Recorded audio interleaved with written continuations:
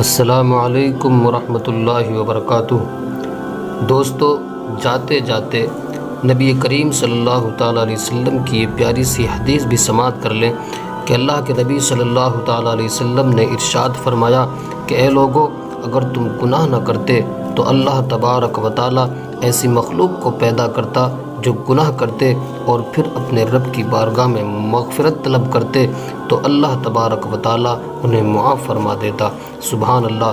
देखें दोस्तों कि अल्लाह तबारक व ताला अपने बंदों से किस कदर मोहब्बत फरमाता है। तो दोस्तों, अगर आप अपने साबिक़ा गुनाहों से परेशान हैं या मायूसी के आलम में हैं तो अपनी उस मायूसी को तोड़ दीजिए और सच्चे दिल से अल्लाह तबारक व ताला की बारगाह में तौबा कीजिए, तो फिर अल्लाह तबारक व ताला आपके साबिक़ा गुनाहों को माफ़ फरमा देगा और आप पर अपनी रहमतें नाज़िल फरमाएगा।